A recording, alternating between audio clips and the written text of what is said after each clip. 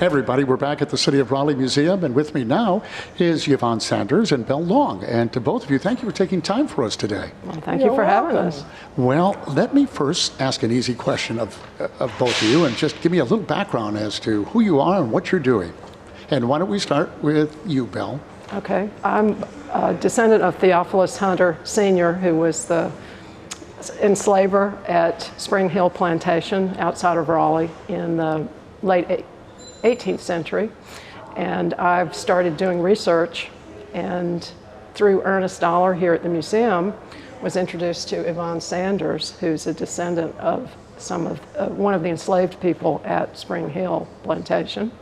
And so that's how we got together, was through Ernest. I think, Yvonne, you said you and Belle are pretty good friends now.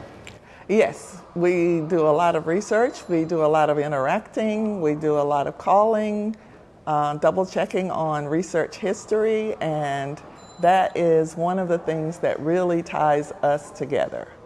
Well, it's a fascinating story, you know, and talking to Ernest, I got to ask you too. You now know a little bit about your history. Mm-hmm. How does it make you feel? Yvonne, let's go with you. I mean, you feel, has it changed you in any way?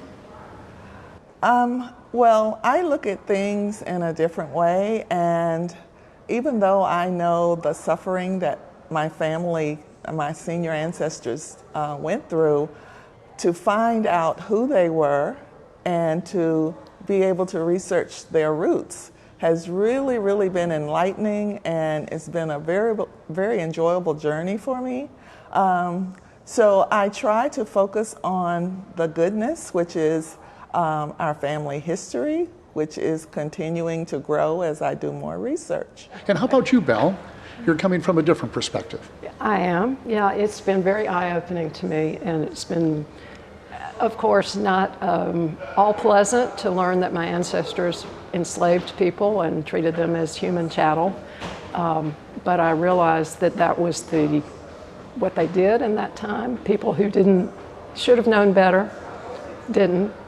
And they were not, I don't know about mine in particular, but in general, most people who held slaves then were not kind. And even if they were, the people had no freedom. So it was just a terribly unjust time, and I'm not proud that my ancestors participated in it, but I do cherish the opportunity to meet people like Yvonne and other descendants of other people who were enslaved there, and have an opportunity to apologize for what my ancestors did and to assist them in any way I can with their research, and try to move forward, make this world a better place. Well, it looks like you're accomplishing that. Look how far you've come. We're trying. You guys are best buds. Now, this is, I don't know how you researched this, but how difficult has it been, and how long has it taken you for both of you? I think you're now teamed up, but it sounds like you were doing a lot of it on your own as well. So give us a perspective for folks who'd like to do it themselves. Is it tough? It is, particularly with the enslaved, because when you start to do the research, you find that sometimes the name spellings are different. So as the censuses are done, different census takers spell the names differently. So sometimes you have to look in lots of different places to continue to trace one ancestor. And so with Belle's help, we've been able to, like we said, to trace our ancestry back to Spring Hill Plantation. And with her help, we've been able to begin our massive family tree. So what that means is that Ned is my great-great-grandfather, and so we've been able to build from that.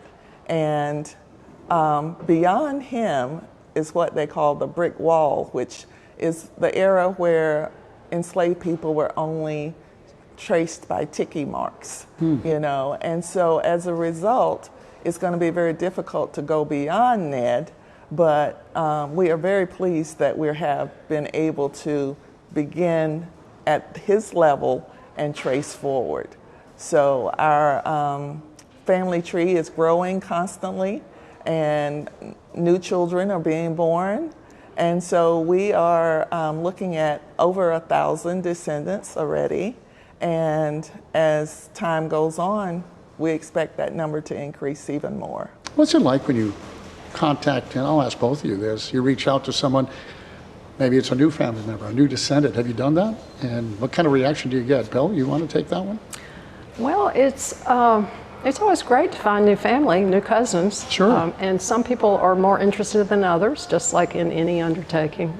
Sure. And some people relish it and want to help the journey go forward, and others just say, well, that's neat, but take me off your list. I'm not really that interested in it. And how about you, Yvonne? Well, the interesting thing for me is I went to elementary school and high school with people who had even the same last name, and some had different names, different last names. And only until I started doing the research that I find out they were first cousins and second cousins. Well, that could have been awkward, couldn't it have? Yes. Yes. So I was excited to call them and say, guess what? And they say, what? And I say, we're kin. And they are all surprised and say, oh, really? And I'm like, yes. So that part of the journey has been very exciting. And to go at the research from an angle of finding cousins that are still in the area is what is more exciting to me.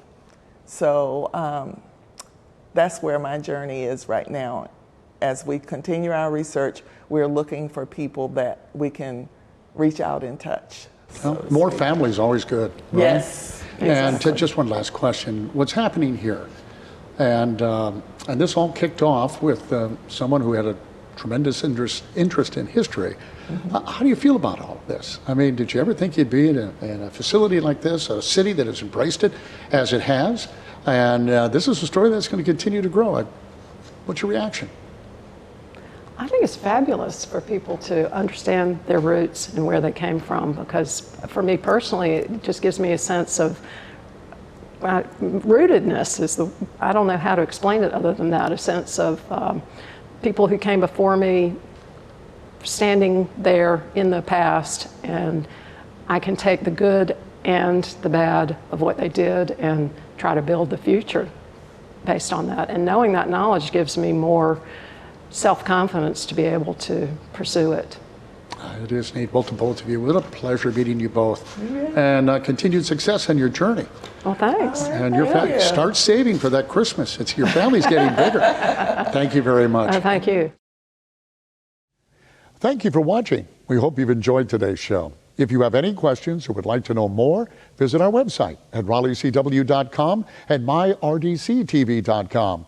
I'm Bill LeMay, and thank you for watching Community Matters, and we'll see you next week.